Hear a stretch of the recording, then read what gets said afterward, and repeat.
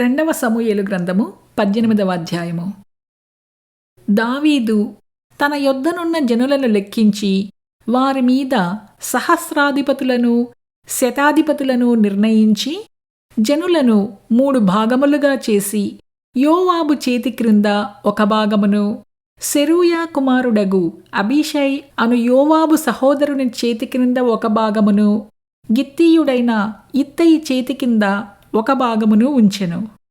దావీదు, నేను మీతో కూడా బయలుదేరుదునని జనులతో చెప్పగా, జనులు, నీవు రాకూడదు, మేము పారిపోయినను మాలో సగము మంది చనిపోయినను జనులు దానిని లక్ష్యపెట్టరు, మా వంటి 10,000 మందితో నీవు సాటి, కాబట్టి నీవు పట్టణమందు నిలిచి మాకు సహాయము చేయవలెనని అతనితో చెప్పిరి.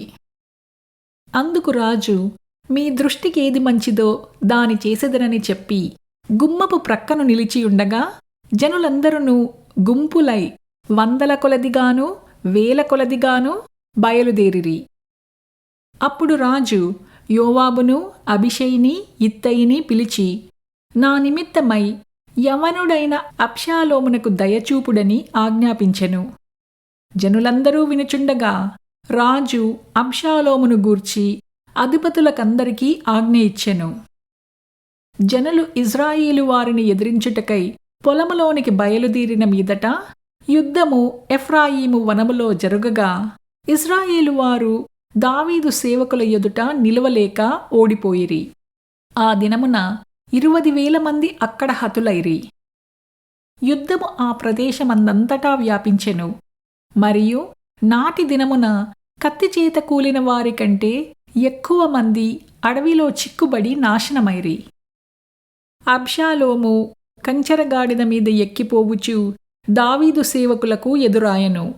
ఆ కంచెరగాడిద ఒక గొప్ప మస్తకి వృక్షము యొక్క చిక్కు కొమ్మల క్రిందికి పోయినప్పుడు అతని తల చెట్టుకు తగులుకొనినందున అతడు ఎత్తబడి ఆకాశమునకును భూమికిని మధ్యను వ్రేలాడుచుండగా అతని క్రిందనున్న కంచెరగాడిద సాగిపోయెను. ఒకడు దానిని చూచి వచ్చి అబ్షాలోము మస్తకి వృక్షమున వ్రేలాడుచుండుట నేను చూచితినని యోవాబుతో చెప్పినప్పుడు, యోవాబు, నీవు చూచియుంటివే, నేలకూలునట్లు నీవతని కొట్టకపోతివేమి? నీవతని చంపిన ఎడల 10 తులముల వెండియు ఒక నడికట్టును నీకిచ్చియుందునని తనకు సమాచారము చెప్పిన వానితో అనెను. అందుకు వాడు, యవనుడైన అబ్షాలోమును ఎవడునూ ముట్టకుండా జాగ్రత్తపడుడని రాజు నీకును అబీషైకిని ఇత్తయికిని ఆజ్ఞనిచ్చుచుండగా నేను వింటిని. 1000 తులముల వెండి నా చేతిలో పెట్టినను రాజకుమారుని నేను చంపను. మాసము చేసి నేను అతని ప్రాణమునకు ముప్పు తెచ్చిన ఎడల అది రాజునకు తెలియకపోదు. రాజు సన్నిధిని నీవే నాకు విరోధి వగుదువు కదా అని యోవాబుతో అనగా, యోవాబు, నీవు చేయు వరకు నేను కాచుకొనియుందున అని చెప్పి 3 బాణములు చేతపట్టుకొని పోయి మస్తకి వృక్షమున వ్రేలాడుచు ఇంకనూ ప్రాణముతోనున్న అబ్షాలోము యొక్క గుండెకు గురిపెట్టి తన ఆయుధములను మోయువారు 10 మంది చుట్టూ చుట్టుకుని ఉండగా అబ్షాలోమును కొట్టి చంపెను. అప్పుడు జనులను ఇక హతము చెయ్యక విడువవలసినదని యోవాబు బాకా ఊదింపగా ఇజ్రాయేలీయులను తరుముకొనిపోయిన జనులు తిరిగి వచ్చిరి.